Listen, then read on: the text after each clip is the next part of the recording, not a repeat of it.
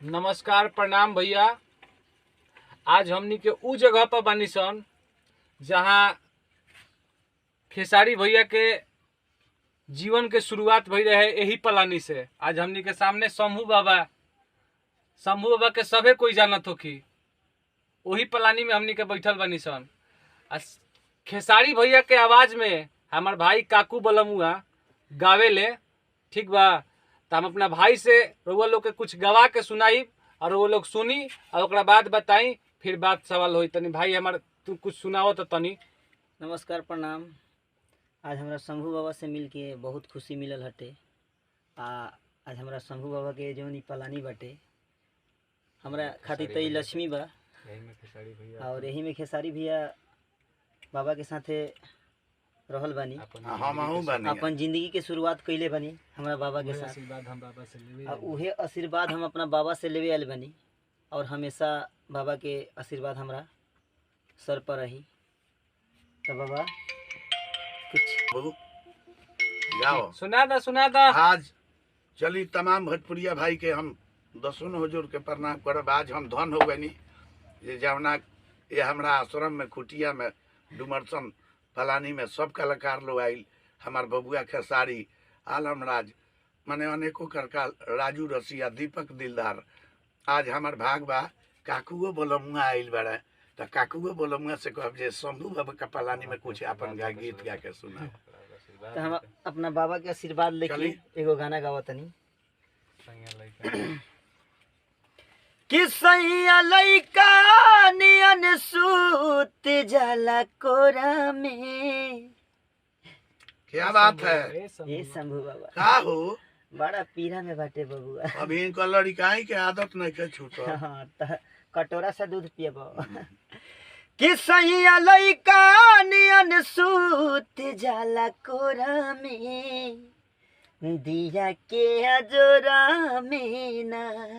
सैया लइका नियन सूत जाला कोरा में, दिया के अजोरा में ना।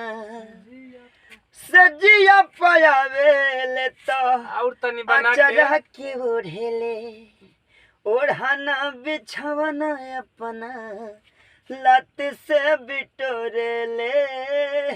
ओढ़ाना बिछावना अपना लत से बिटोरेले। कि कहियो हाथ ना लगावेले अरे बन रहो कोढ़ा में। यो काकू बोलमुआ कि कहियो हाथ ना लगावेले तिकोढ़ा में, दिया के अजोड़ा में ना। सैया लइका नियन सूत जाला कोरा में, दिया के अजोड़ा में ना। आजा राजा जरा जया जया जा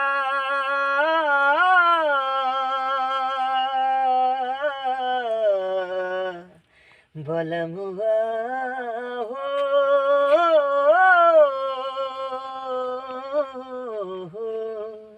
चली रउआ सभे के प्रणाम करतनी। रउआ से ये हम कहब ये सब लोग के दुलार प्यार देनी, वैसे काकुओ बोलमुआ के दुलार प्यार दे के आगे बढ़ा दी सभे। ये हमरा दिल में श्रद्धा बा। काकू बोलमुआ से कहब हमरा चैनल के बारे में तू सब बोलो। शंभू बाबा ऑफिशियल के बहुत सारा प्यार और बहुत सारा आशीर्वाद दी लोग। हमरा बाबा के बहुत सारा प्यार दी लोग। हमरा बाबा के चैनल के सब्सक्राइब करी लोग, लाइक करी लोग, और हमारा बाबा के बहुत प्यार दी लोग। शंभू बाबा ऑफिशियल हमरा बाबा के चैनल के नाम प्यार दुलार बाबा के हमरा मिलेला।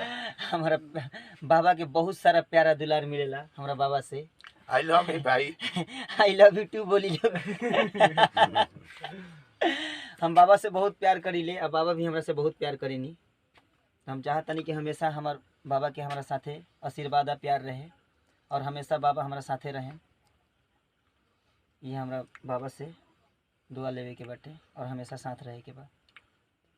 तो चलिए ये कह के हम प्रणाम करतनी सब भाई लोग। ठीक बा, हम प्रणाम करतनी। खूब लाइक शेयर कमेंट करी लोग।